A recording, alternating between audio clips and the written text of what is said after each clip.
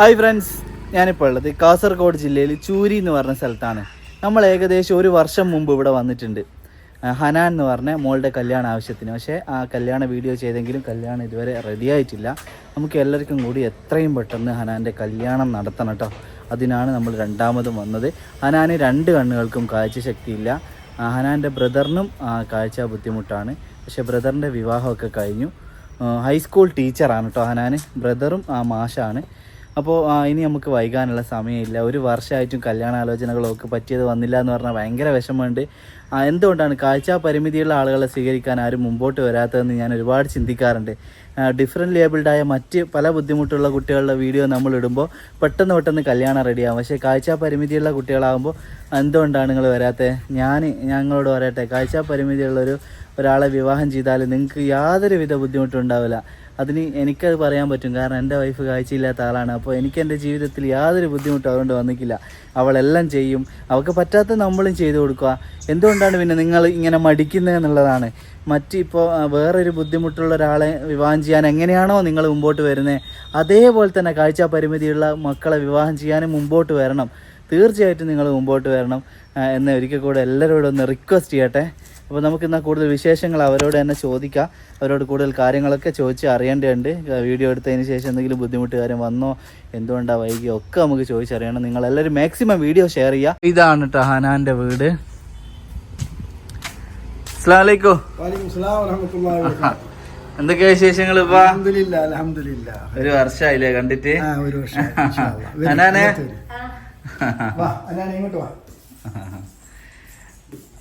അപ്പൊ ഇതാണ് കേട്ടോ ഹനാന്. എന്തൊക്കെയാ വിശേഷം? സുഖാണ്, അൽഹംദുലില്ലാ. അപ്പൊ ഇന്ന് ലീവ് എടുത്താണല്ലേ സ്കൂള്? അതെ. എന്നാപ്പാ നമുക്ക് ഇരുന്ന് സംസാരിക്കാം.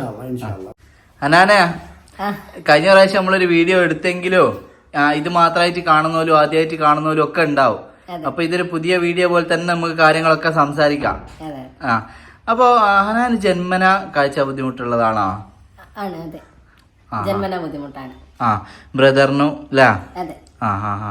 അപ്പൊ തീരെ നിഴല് പോലെ കാണുവോ? ജസ്റ്റ് വെളിച്ചം മാത്രമേ കാണുള്ളൂ, ബാക്കിയൊന്നും കാണില്ല.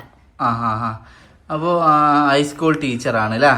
Subject social science. അത് ശരി. അത് പിന്നെ ഏതാണ് കഴിഞ്ഞ B.Ed? സോഷ്യൽ സയൻസ് B.Ed ആണ്. MA ഹിസ്റ്ററി സെറ്റ് ക്വാളിഫൈഡ് ആണ്, കേട്ടറ്റ് ക്വാളിഫൈഡ് ആണ്. അപ്പൊ സ്ഥിര നിയമനാണ് അല്ലേ? അതെ, സ്ഥിര നിയമനാണ്.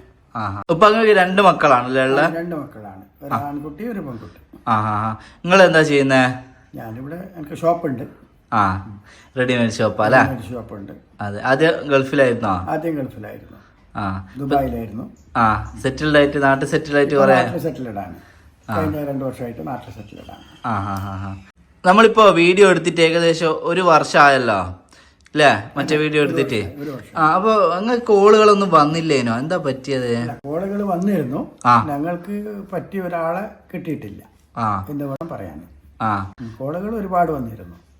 പറ്റാത്തത് മീൻസ് പിന്നെ മതപരമായിട്ടുള്ള അറിവുള്ള കാര്യവും പിന്നെ അത്യാവശ്യം മറ്റേ പഠിച്ചിട്ടുള്ള കുട്ടികളാണ് ഞങ്ങൾ ആവശ്യപ്പെടുന്നുള്ളത്. അതെ. അപ്പൊ അതൊന്നും ഇല്ലാത്തത് കാരണം ഞങ്ങൾ സ്വീകരിച്ചിട്ടില്ല എന്ന് മാത്രം. അതെ. അപ്പൊ ഒരു ബേസിക് ആയിട്ടൊരു പഠിപ്പ് വേണമെന്ന് ഇപ്പൊ പറയാൻ കാരണം എന്ന് പറഞ്ഞാല് ഹനാൻ ഇപ്പൊ ടീച്ചറാണ്. അപ്പൊ നിങ്ങൾക്ക് അറിയാലോ. അപ്പൊ കുട്ടികളുടെ എക്സാം പേപ്പർ നോക്കാനും ഒക്കെ ചെറിയ രീതിയിലുള്ള അല്ലെ ജോലിയിലൊന്ന് ഹെൽപ്പ് ചെയ്യാൻ ഒരു ബേസിക്, ഒരുപാട് ഡിഗ്രി കാര്യങ്ങൾ എന്നുള്ളതല്ല, പക്ഷെ ബേസിക് ആയിട്ടൊരു അറിവുള്ള ഒരാളായിരിക്കണം. പിന്നെ ദീനീപരമായിട്ട് നല്ല അറിവുള്ള ഒരാളെ തന്നെയാണ് ഇവർക്ക് വേണ്ടത്. ഇവർ ദീനീപരമായിട്ട് നല്ല ചിട്ടയോട് ജീവിക്കുന്ന ഒരു കുടുംബമാണ്. അപ്പൊ തീർച്ചയായിട്ടും അങ്ങനെയുള്ള ഒരാളെ തന്നെയാണ് വേണ്ടത്. അപ്പൊ അനാവശ്യമായിട്ടുള്ള കോളുകളൊക്കെ വന്നിട്ടുണ്ടായിരുന്നോ? ഉണ്ടായിരുന്നു, ഒരുപാട് വന്നിട്ടുണ്ടായിരുന്നു. നമ്മളെ ബുദ്ധിമുട്ടിക്കുന്ന രീതിയിൽ അല്ലേ? പല തരത്തിലുള്ള കോളുകളും വന്നിട്ടുണ്ടായിരുന്നു. അത് നമ്മൾ എത്ര പറഞ്ഞിട്ട് കാര്യമില്ല. അത് നമ്മള് പഠിച്ചതിനെ വെച്ച് ക്ഷമിച്ച് അത് തരണം ചെയ്താലാണ് ഇവർക്കുള്ള ഒരാളെ നമുക്ക് കണ്ടെത്താൻ പറ്റും. അത് ആളുകളുടെ മൈൻഡ് അത്രത്തോളാണ്, പറഞ്ഞിട്ട് കാര്യമില്ല. എത്ര പറയാന്ന് ഞാന് എന്നിട്ട് കേൾക്കുന്നുണ്ടോ? അവർക്കുള്ളത് കിട്ടിക്കോളും, കിട്ടാണ്ട് അവര് പോകൂല ഇവിടുന്ന് അല്ലേ? അതത്രേ ഉള്ളൂ. അപ്പൊ ഹനാന് വേറെന്താ പറയാനുള്ളത്? ഹനാന്റെ കോൺസെപ്റ്റ് എന്താ? എങ്ങനെയുള്ളൊരു ഹസ്ബൻഡിനെയാണ് വേണ്ടത്? എനിക്കൊരു അറ്റ്ലീസ്റ്റ് +2 എങ്കിലും കഴിഞ്ഞ ഒരാളായിരിക്കണം. നേരത്തെ പറഞ്ഞ പോലെ തന്നെ എനിക്ക് എക്സാം പേപ്പർ നോക്കാനുണ്ട്, കുട്ടികളുടെ നോട്ട് ചെക്ക് ചെയ്യാനുണ്ട്. അപ്പൊ അങ്ങനെയുള്ള കാര്യങ്ങൾക്ക് ചെറുതായിട്ടെങ്കിലും എന്നെ ഹെൽപ്പ് ചെയ്യുന്ന ഒരാളായിരിക്കണം എന്ന് ഞാൻ ആഗ്രഹിക്കുന്നുണ്ട്. പിന്നെ എൻ്റെ ഇത് അംഗീകരിച്ചിട്ട് നല്ലോണം മനസ്സിലാക്കിയിട്ട് മുന്നോട്ട് ജീവിക്കുന്ന ഒരാളാവണം. കുറച്ചും കൂടെ കമ്പനിയായിട്ട് കൂടുതൽ സംസാരിക്കാനൊക്കെ താല്പര്യപ്പെടുന്ന ഒരാളാണ് ഞാൻ. അപ്പോൾ കുറച്ചും കൂടെ കമ്പനിയായിട്ട് നല്ല രീതിയിൽ സുഖത്തിലും ദുഃഖത്തിലും ഒരുപോലെ പങ്കുചേർന്നുകൊണ്ട് ജീവിക്കുന്ന ഒരു വ്യക്തിയാവണം എന്നാണ് ആഗ്രഹം. അതുപോലെ തന്നെ നല്ല മതവിദ്യാഭ്യാസവും ആയിരിക്കണം എന്ന് ആഗ്രഹമുണ്ട്. അപ്പോൾ ഇത്രയൊക്കെയാണ് എൻ്റെ കൺസെപ്റ്റ്. പിന്നെ സ്ഥിര ജോലിയാണ്.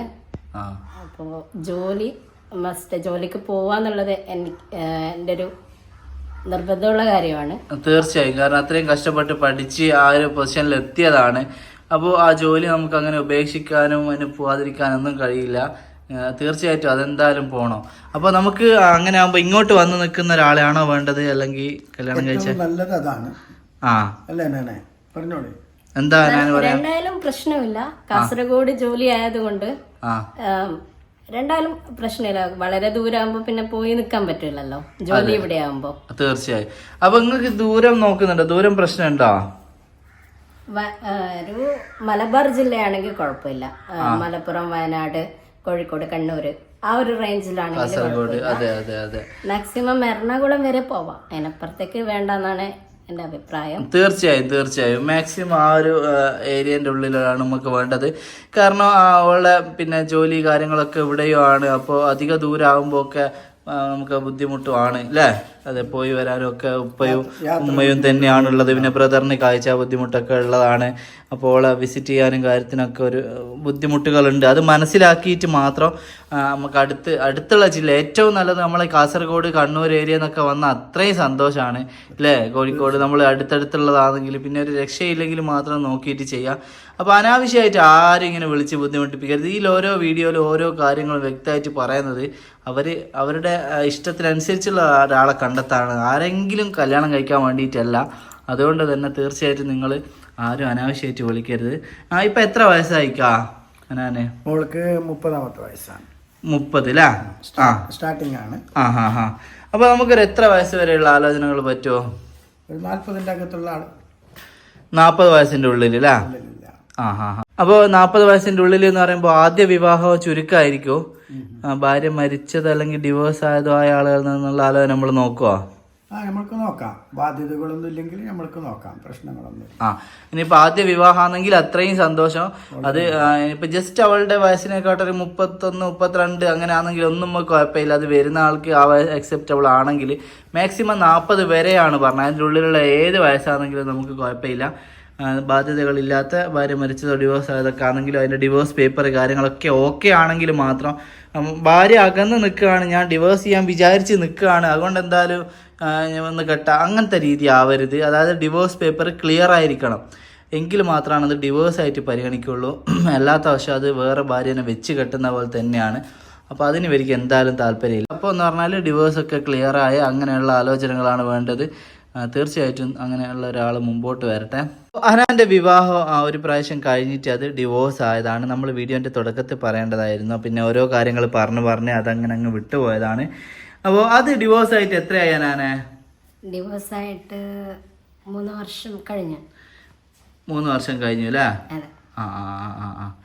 അതെ. അപ്പോൾ അത് തീർച്ചയായിട്ടും ആ ഒരു കാര്യം കൂടെ എല്ലാവരും മനസ്സിലാക്കണം. നമുക്ക് ഒത്തുപോകാൻ പറ്റാത്ത കൊണ്ട് ഡിവോഴ്സ് ആയതാണ്. ഇനി വരുന്ന ഒരാൾ തീർച്ചയായിട്ടും ഓളെ മനസ്സിലാക്കുന്ന, ഓളെ ജോലിയിലൊക്കെ സപ്പോർട്ട് ചെയ്യുന്ന, നല്ല ഒക്കെ ട്രാവലിംഗ് ഒക്കെ ഇഷ്ടമാണ്, ഓളെ കൊണ്ട് ട്രാവലിംഗ് ഒക്കെ പോകുന്നതൊക്കെ ഇഷ്ടപ്പെടുന്ന, ഓളെ ഒരു കട്ടൊക്കെ നല്ലൊരു അങ്ങനെ ഉണ്ടല്ലോ, നല്ലൊരു ഫ്രണ്ട്ലി ആയിട്ട് അങ്ങനെ നിൽക്കുന്ന ഒരാളെയാണ് നമുക്ക് വേണ്ടത്.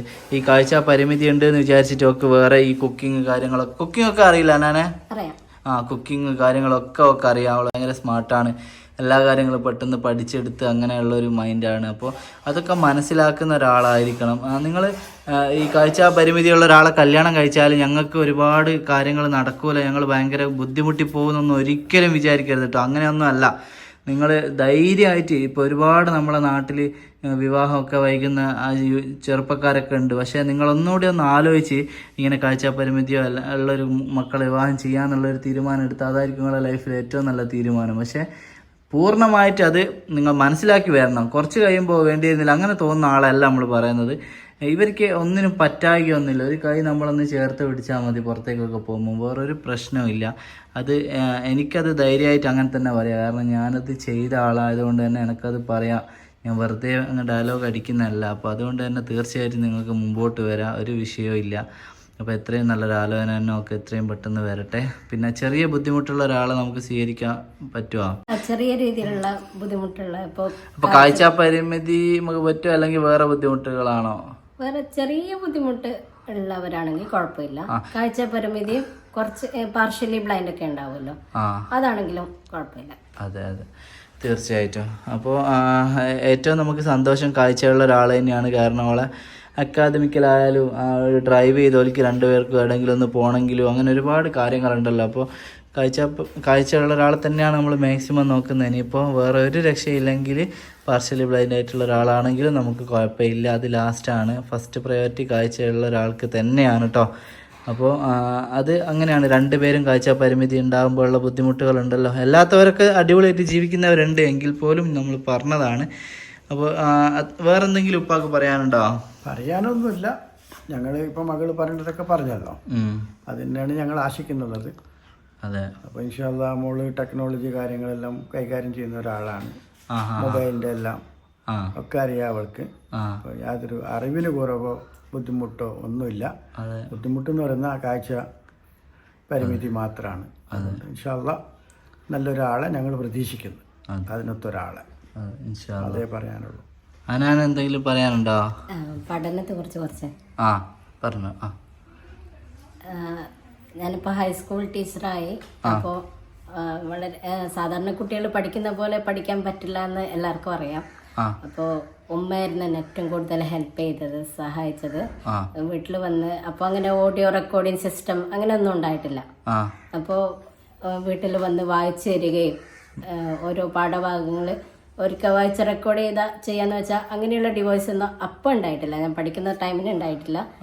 അപ്പോൾ എല്ലാ പുസ്തകവും പിന്നെ ഇടയ്ക്കിടയ്ക്ക് വായിച്ചു തരികയും അങ്ങനെയൊക്കെയായിരുന്നു പഠിച്ചത്. അതേപോലെ മദ്രസയായാലും 2 തവണ ഫസ്റ്റ് റാങ്ക് ആയിരുന്നു. 5ലും 7ലും ഫസ്റ്റ് റാങ്ക് ആയിരുന്നു.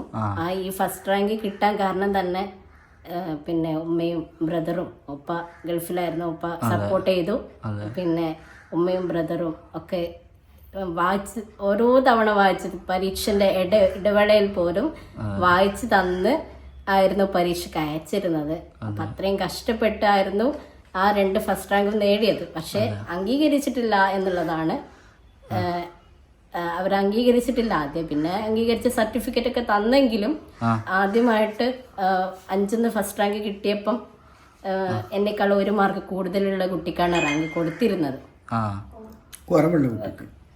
കൂടുതലുള്ള എന്നെക്കാട്ടിയും 1 മാർക്ക് കുറവുള്ള കുട്ടിക്കായിരുന്നു കൊടുത്തിരുന്നത്. അതെ. അത് ഞാൻ ഓറൽ പരീക്ഷ എന്ന ഒറ്റ കാരണത്താലാണ്, അതായത് എഴുതിയത് കൊണ്ടാണ്. ഞാനുമായിട്ട് ഒരു തരത്തിലും പരിചയമില്ലാത്ത ഉസ്താദായിരുന്നു സൂപ്പർവൈസറായിട്ട് വന്നിരുന്നത്. അവര് ചോദിച്ചു എന്താണ്, അറബിയാണല്ലോ, അപ്പൊ ഏത് അയിന് അന്നൊക്കെ ചോദിച്ചിട്ടായിരുന്നു എന്നോട് എഴുതിയത്. എന്നിട്ട് പോലും എന്നെക്കാട്ടി 1 മാർക്ക് കുറവുള്ള കുട്ടിക്കായിരുന്നു റാങ്ക് കൊടുത്തിരുന്നത്. എനിക്ക് എന്റെ റാങ്ക് പരിഗണിച്ചിട്ടില്ല. അതേപോലെ 2 വർഷം കഴിഞ്ഞ് 7 എടുത്തപ്പോഴും സെയിം മാർക്ക് കിട്ടിയ കുട്ടിക്ക് തന്നെയായിരുന്നു കൊടുത്തത്. അപ്പോഴും എന്റെ റാങ്ക് അവരനുവദിച്ചിട്ടില്ലായിരുന്നു. പിന്നെ അനുവദിച്ച് കുറെ പ്രോബ്ലം ഒക്കെ ആയി, ലെറ്ററൊക്കെ അയച്ച് അങ്ങനെ രീതിയിൽ സർട്ടിഫിക്കറ്റ് കിട്ടിയെങ്കിലും തത്വത്തിൽ ഞാനിപ്പോഴും അത് അംഗീകരിച്ചതായിട്ട് കണക്ക് കൂട്ടുന്നില്ല. അപ്പൊ അങ്ങനെയൊക്കെ പിന്നെ ഒരുപാട് സംഭവങ്ങൾ ഒക്കെ ഫേസ് ചെയ്തിട്ടാണ് ഇങ്ങോട്ട് വന്നത്. ഇപ്പം അൽഹംദുലില്ലാഹ് മാഷാ അല്ലാഹ് ഉമ്മാന്റെയും ഉപ്പാന്റെയും എല്ലാവരുടെയും കഷ്ടപ്പാട് കൊണ്ട് ഞാനിപ്പം ടീച്ചറായിട്ട് വർക്ക് ചെയ്യുന്നു. 2 വർഷമായി സ്കൂളിൽ ജോയിൻ ചെയ്തിട്ട്. ഇപ്പം അൽഹംദുലില്ലാഹ് വലിയ കുഴപ്പമില്ലാതെ പോകുന്നു. തീർച്ചയായിട്ടും. അപ്പോൾ നല്ലൊരു ഹസ്ബൻഡ് എത്രയും പെട്ടെന്ന് മുമ്പോട്ട് വരട്ടെ. ഉമ്മാക്കും ഉപ്പാക്കും പ്രായമായി വരുമ്പോൾ അവർക്ക് ടെൻഷനാണ്. അപ്പോൾ ഉപ്പ നല്ല ടെൻഷനിലാണ് രണ്ടുപേരും ഉള്ളത്. ഞങ്ങളെ കാലശേഷം മോളെന്താ ചെയ്യുക, അങ്ങനെ ഒരുപാട് പരിമിതി നിങ്ങൾക്ക് അറിയാലോ. ഇപ്പോൾ ബ്രദറായാലും ബ്രദറിനും അങ്ങനെ കാഴ്ച പരിമിതിയാണ്. പക്ഷേ അൽഹംദുലില്ലാ ബ്രദറിൻ്റെ കല്യാണമൊക്കെ കഴിഞ്ഞ് നല്ല രീതിയിൽ അവർ മുമ്പോട്ട് പോവുകയാണ്. അപ്പോൾ എത്രയും പെട്ടെന്ന് ഹനാൻ്റെ കല്യാണം നമുക്ക് നടത്തണം. നിങ്ങൾ ഓരോരുത്തരും വീഡിയോ ഷെയർ ചെയ്യണം കേട്ടോ. വയ്ക്കാം, എന്നാലും ഞാൻ ഇറങ്ങട്ടെ. ഇൻഷാ അല്ലാ. ഹനാൻ വേറൊന്നും ഇല്ലല്ലോ. അസ്സലാമു അലൈക്കും. വലൈക്കും സലാം വറഹ്മത്തുള്ളാഹി. അപ്പോൾ ഫ്രണ്ട്സ്, ഹനാനും ഉപ്പയും പറഞ്ഞ കാര്യങ്ങളൊക്കെ നിങ്ങൾ കേട്ടല്ലോ. അത് മനസ്സിലാക്കിയിട്ട് നല്ലൊരു ആലോചന എത്രയും പെട്ടെന്ന് വരട്ടെ. പിന്നെ ഹനാൻ പറഞ്ഞ ഒരു വാക്ക് അത് വല്ലാണ്ട് അങ്ങ് മനസ്സിൽ ഫീലായിട്ടോ. കാരണം അവൾ അത്രയും സ്ട്രഗിൾ ചെയ്ത് പഠിച്ചിട്ട് മദ്രസയിൽ നിന്ന് അവൾക്ക് ആ സമയത്ത് 5ാം ക്ലാസ് പഠിക്കുമ്പോൾ പൊതുപരീക്ഷയിൽ റാങ്ക് കിട്ടിയിട്ടും അവളെക്കാട്ടും 1 മാർക്ക് കുറവുള്ള ആൾക്ക് അത് കൊടുത്തു എന്നൊക്കെ പറയുമ്പോൾ ഉള്ളൊരു മാനസികാവസ്ഥ ഒന്ന് ആലോചിച്ച് നോക്കില്ലേ. സ്ക്രൈബിനെ വെച്ച് എക്സാം എഴുതിയ ഒരു കാരണം കൊണ്ട്, ആ ഒരൊറ്റ കാരണം കൊണ്ട് എന്നൊക്കെ പറയുമ്പോൾ ഇവള് പഠിച്ചതും അതൊക്കെ ഒരു നിമിഷം അവിടെ ഒന്നും ഇല്ലാണ്ടായി പോവല്ലേ. പക്ഷെ പിന്നീട് അവർ കൊടുത്തേക്കെങ്കിലും ആ ഒരു സമയം അങ്ങനെ ഒരു തീരുമാനം എടുത്തത് ഭയങ്കര ഒരു മോശമായിട്ടുള്ള കാര്യമാണ്. അതിനൊക്കെ ഉള്ളത് ഇവർ തന്നെ ആ സമയത്ത് ലെറ്റർ ആയിട്ടും ഒക്കെ കൊടുത്ത് അവർക്ക് അതിനെപ്പറ്റി ബോധവാന്മാരാക്കിയിട്ടുണ്ട് അവരെ. എങ്കിലും ഇനി നമ്മുടെ മദ്രസയിൽ നിന്നൊന്നും ഒരിക്കലും അങ്ങനെ ഒരു സംഭവം നടക്കാൻ പാടില്ല. കാഴ്ച പരിമിതി അല്ലെങ്കിൽ ഡിഫറെൻ്റ്ലി ഏബിൾഡായ ഒരു മക്കൾ അവർ സ്ക്രൈബിനെ വെച്ചായിരിക്കും എക്സാമൊക്കെ എഴുതുക എന്ന് വിചാരിച്ച് അവർ പഠിക്കാണ്ട് സ്ക്രൈബ് എഴുതി കൊടുക്കലൊന്നുമല്ല. ഇവർ പഠിച്ച് പറഞ്ഞു കൊടുക്കുന്ന കാര്യങ്ങളാണ് ആ സ്ക്രൈബിന് എഴുതാൻ പറ്റുള്ളൂ. അപ്പോൾ അത് ഇവർ പഠിച്ചെഴുതുമ്പോൾ തന്നെയാണ്, ആ രീതിയിൽ തന്നെ നമ്മളതിനെ വാല്യൂ ചെയ്യണം. അപ്പോൾ അതുപോലെ തന്നെ അങ്ങനെ തന്നെ അവർക്ക് മാർക്ക് കൊടുക്കണം. കാരണം അത്രയും സ്ട്രഗിൾ ചെയ്തിട്ടായിരിക്കും അവരതൊക്കെ പഠിച്ചു വരുന്നത്. അപ്പോൾ ഇനി അങ്ങനെ ഒന്നും ഇല്ലാതിരിക്കട്ടെ. എന്തായാലും ഒരുപാട് സന്തോഷമുണ്ട്. ഓൾ നല്ലൊരു പൊസിഷനിൽ ഇപ്പോൾ എത്തിയല്ലോ. ഒരു ടീച്ചറായി ആ സ്ട്രഗിളിലൂടെയൊക്കെ കടന്നു വന്ന് ഒരു ടീച്ചറായി അവൾ ഇപ്പം നല്ല രീതിയിൽ പോകുന്നുണ്ട്. ഇനി അവൾക്ക് അവളുടെ കൈ ചേർത്ത് പിടിക്കാനുള്ള ഒരു വരനെയും കൂടെയാണ് വേണ്ടത്. അതും കൂടി വന്നാൽ ഇവരുടെ കുടുംബം ഒന്നുകൂടെ ഒന്ന് സന്തോഷത്തിലാവും. അപ്പോൾ അതിന് നിങ്ങൾ ഓരോരുത്തരും നല്ല രീതിയിൽ തന്നെ കൂടെ നിൽക്കണം. വീഡിയോ മാക്സിമം ഷെയർ ചെയ്യണം. നമ്മുടെ വീട്ടിലൊരു കുട്ടിയെ എന്നുള്ള രീതിയിൽ നിങ്ങളെല്ലാവരും കൂടെ നിൽക്കണം, എല്ലാവരോടും അപേക്ഷിക്കുകയാണ് കേട്ടോ. ഈ ഒരു വീഡിയോയോടെ എങ്കിലും അവളുടെ കല്യാണം എത്രയും പെട്ടെന്ന് നമുക്ക് നടക്കണം. 1 വർഷമായി നമ്മൾ അന്വേഷിക്കുന്ന, ഒരുപാട് കോളുകൾ വരുന്നതല്ലാതെ ആവശ്യമായിട്ടുള്ള ഒരു നല്ല ജെന്യുവിനായിട്ടുള്ള ഒരാൾ ഇതുവരെ വന്നിട്ടില്ല. അത്രയും നല്ല മോളാണ് അവളെ, അത്രയും ബ്രൈറ്റാണ് അവൾ. നമ്മുടെ ഭാര്യ നല്ലൊരു അറിവുള്ള ഒരാളാവുക എന്ന് പറയുന്നത് അത് ഭയങ്കര ഒരു കാര്യമാണ്. കാരണം പല രീതിയിലും പാർട്ട്നേഴ്സ് എന്ന് പറയുമ്പോൾ അങ്ങോട്ടും ഇങ്ങോട്ടും പല രീതിയിലും നമുക്കൊരു സപ്പോർട്ടായി നിൽക്കാൻ കേപ്പബിളുള്ള ഒരാളാവുക, അങ്ങനെയുള്ള ഒരു കാഴ്ചപ്പാടുള്ള ഒരു ഭാര്യ ആവുക എന്നൊക്കെ പറയുന്നത് അത് ഭയങ്കര നല്ലൊരു കാര്യമാണ്. അത് നിങ്ങൾക്ക് അറിയാൻ പറ്റും. കല്യാണം കഴിഞ്ഞ് നമ്മൾ ഓരോ സ്ട്രഗിളിലും ഓരോ കാര്യത്തിലൊക്കെ നിൽക്കുമ്പോൾ അവരുടെ ഒരു സപ്പോർട്ട് കിട്ടുമ്പോഴാണ് അത് മനസ്സിലാവുക നമുക്ക്. അല്ലാതെ നമ്മൾ ഭയങ്കരമായ എന്തൊക്കെയോ കാര്യങ്ങളൊക്കെ നോക്കി ഇപ്പോഴത്തെ ന്യൂ ജനറേഷൻ മോഡൽ അല്ലെങ്കിൽ അങ്ങനെയൊക്കെ നോക്കി പോകുന്നതിനേക്കാളും നമ്മളെ ഇഷ്ടപ്പെടുന്ന, നമ്മളെ ആവശ്യമുള്ള, നമ്മളെ സ്നേഹിക്കുന്ന, നമുക്ക് ഉറപ്പുള്ള ഒരാളെയാണ് നമ്മൾ വിവാഹം ചെയ്യേണ്ടത്. എത്രത്തോളം തന്നെ ഞാനിങ്ങനെ പറഞ്ഞാലും നിങ്ങൾ മനസ്സിലാക്കുന്ന പോലെയാണ് കാര്യങ്ങൾ. എങ്കിലും തീർച്ചയായിട്ടും കാഴ്ചപരിമിതിയുള്ള മക്കളെ കല്യാണം കഴിക്കാൻ നിങ്ങളെല്ലാവരും മുമ്പോട്ട് വരണം എന്നൊരിക്കൽ കൂടെ എല്ലാവരോടും പറഞ്ഞുകൊണ്ട് നമ്മൾ ഈ വീഡിയോ നിർത്തുകയാണ്. ഹനാൻ്റെ കല്യാണം എത്രയും പെട്ടെന്ന് നടക്കട്ടെ. എത്രയും പെട്ടെന്ന് നമ്മളെ കല്യാണത്തിന് കൂടാനുള്ള ഭാഗ്യം നമുക്ക് എല്ലാവർക്കും ഉണ്ടാവട്ടെ. അപ്പോൾ ഇൻഷാ അല്ലാഹ് നമുക്ക് അടുത്ത വീഡിയോയിൽ ഇതേപോലെയുള്ള മറ്റൊരാളുടെ വിവാഹ വിശേഷങ്ങളായിട്ട് വീണ്ടും കാണാം. ബൈ.